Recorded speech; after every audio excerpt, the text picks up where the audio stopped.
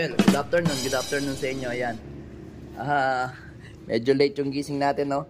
5:02 na ng hapon, mga Abel, oh. Ayun, naka-ready na pala yung ano natin dapat kanina tanghali kasi sobrang init dito. Ayan, meron tayong metal primer dito. So ngayon, nakita ko nga lang na meron palang stock dito. Yun muna ang ititira natin dito sa loop natin, mga Abel. Sobrang init kanina, sumakit ang ulo ko sa init. Hindi ko kinaya yung init kanina kaya hindi ko na pinturahan. Ayun yung pintura natin at yung ano natin, no, pambrush. So kanina sobrang init. Talagang binibiyak yung ulo ko sa init. So ayan, mga Abel, oh, naka-display yung mga ibon natin. Inaabangan na tayo.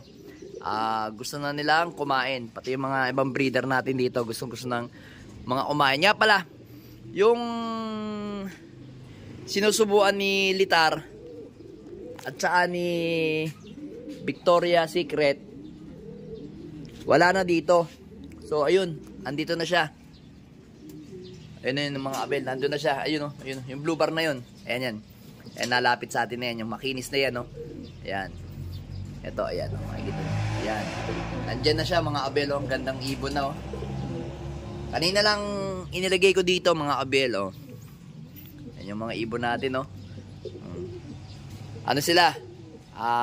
Sanay na sila.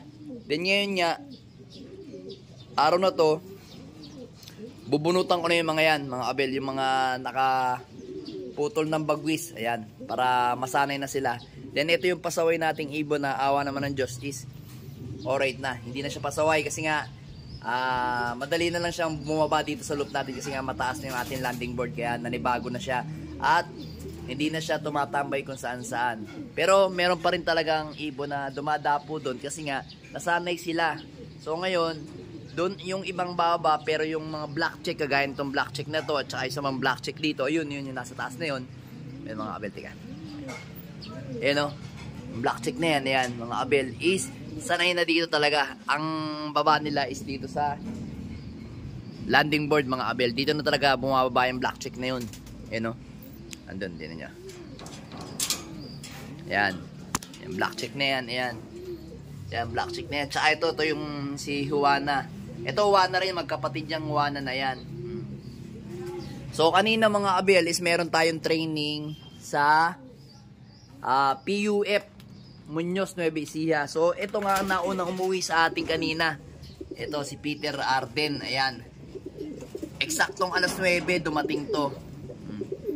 Talagang medyo nahirapan ng mga ibon kanina kasi nga nabigla sila kasi nung nakaraan smash kaya hindi naituloy ang karera namin sa parteng Nueva Ecija kaya nabigla sila sa Muñoz. So ito yung kapatid ni Peter, Miss Peter. Late na umuwi yan, mga Abel. Sabi ko sa inyo kung kayong nandito, iniisip ko siya yung mauunang uuwi to. Kasi siya yung kumbaga kumpleto pa yung training. Ito naman, may patlang pero ito pa yung nauna. So ito naman, talagang kung tutusin, mga Abel, yan, uuwi talaga yan, mabagal sa training. Kagaya ni Miss Peter. Lahat ng mga Peter ko na anak ni Miss Peter B is mababagal sa training. Wala kang aasahan sa training talaga. Hindi ka mananalo sa mga pooling. Kaya hindi ko sinasali. Ito siguro, tatansyahin ko pagka pumasok na kami ng parteng mga Sangkintin, Pangasinan at mabilis na, doon pwede na natin isali sa pan race. Pero possible pagka derby ko na lang talaga ito isasali. Walang chance sa tulin, mga Abel. Ito naman, ililipat natin pagka parteng Nueva Ecija na yung pogi. Yan. So yan ang ganito. Kita nyo mga ilong ng mga ibon natin. Oh. Ang mga puputi na mga ilong, mga Abel, yan yung rumerekta. Ito na yung mga ibon natin dito. So puntahan muna natin yung mga breeder natin. Pakita ko sa inyo. Hindi na ako magpapakuwala ngayon. Kita nyo naman kalangitan, no, mga Abel. Medyo kulumlim. Medyo masakit kasi ulo ko kanina kaya dapat plano ko kanina. Alas 4 pa lang gising na ako. Kaso talagang Masakit ulo, pinagpahinga ko muna yung ulo ko kasi nga mainit, sobra. Pero titirahin ko na yung bukas siguro, basta maganda yung ano ko. Maganda yung pinaka ano ko kasi mahirap kasi pag mainit tas masakit ulo mo. Titirahin ko na yung mga yan, mga abel, lahat yan. So dito mga abel, eto, malalaki na yung anak ni ano, ni Jansen, ay ni ano, Kup-Kup, ayan. Oh. Eto, alin ba dito? Ito, naka-TGRC ng Summer. Ayan, North. Then, ito naman, naka-PUF pa ng South. Ayan, mga abel. Gaganda. Ang gaganda ng mga hulma ng mga young bird natin ngayon dito. Ayan. Buti na lang at wala nang bulutong. Wala na masyadong lamok. Tapos, may egg uli sila. After ng second clutch, stop na yung mga yan, mga abel. Then, dito, meron na rin tayong dalawang young bird. Ayan, oh. Yung isa niyan, alam ko, PUF, yung isa TGRC.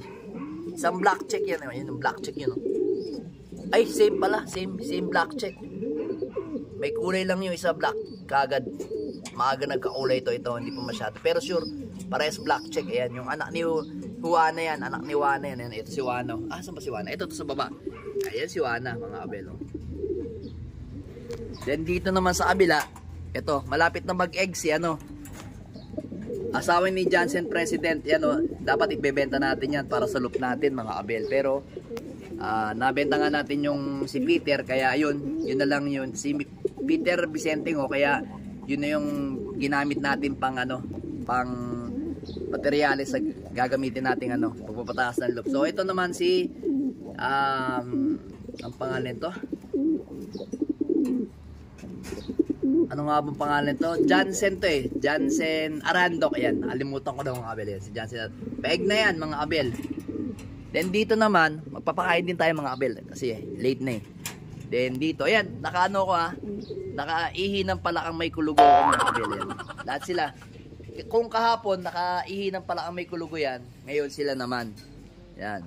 Dito, nakapisa na rin tayo kay pangal to? Regor. Ang asawa niya ay tiyahin niya. Ayan. Tiyahin niya yan mga abel. Oh. So, agandahan yan mga abel. Pagka medyo may edad na sila, yung mga young bird, papakita ko sa inyo. Maganda. Same. Same yung ano nila. Kulay. Pero matapang talaga itong dalawang to. Yan, oh. Ayan. Kita nyo na. Oh, pakita ko sa inyo. Ayan. Oh. Basta may white flight. Parehas. Ayun, oh, white flight. Kita nyo naman. Oh. Ayan, pakita ko sa inyo pag medyo maganda na yung kulay. Kung black check o dark check. Mana doon sa nanay. Ayan o, mana sa nanay. Kaya ganyan. Kasi, same Peter kasi to eh. Magtiyahin to. Magtiyahin to. Kasi si Peter B, na tatay nito, is kapatid to. Yan. Kapatid sa nanay.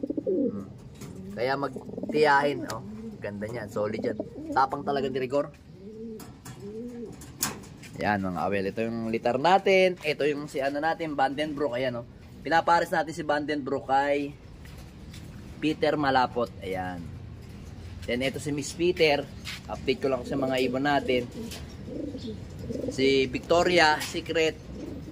Si Arandok na stockbird natin. Then yung dalawa nating Victor Lim. Ayan, Victor Lim na stitch. Ayan, yung stockbird natin na dalawa. Ayan. Sa ato, ang gagandang kikinis na mga abel. Oh. Solid na sila. Then, eto nga pala yung ano, meron ding anak. Ayan o. Oh. Tingnan natin din pagka medyo malaki na. Kung ano magiging kulay ng anak nitong dalawang to. Si NPL at saka si Brown. Solid yung dalawa ngayon. Oh. Tapos, eto naman yung ibon natin na si Miss Maselan. Ayan, Peter Maselan. Ayan, medyo naglulugon yung kanyang leeg na ayaw asawahin. Ayun, ito si si Peter B nandito sa kabila. Sila yung pinagpapares ko na ayaw magpares mga abel. Ayan, ayaw sila magpares. Ayan o. Ayan o. Ayan o. Ayaw magpares. Pares parang naglulugon yung mukha. Kaya hindi ko muna sila pinagtabi mga abel. Sa ako na lang sila pagtatabihin pagka part na ng mga September. Ayan. Ayan yung ibon natin. Ayan si foundation bird natin na Peter B. Ayan o. Pinalay muna natin siya para maganda yung kanyang conditioning. Pero nagpupulbos na yan mga kapel, pero ayaw palang talagang pumares ni Peter Maselan. Masyado siyang maselan pumares. Pero pagka naging click silang dalawa at nagpares, pag nakita ko talagang click na click, hindi ko na paghihiwalayin. Yan yung update ko sa mga ibon natin.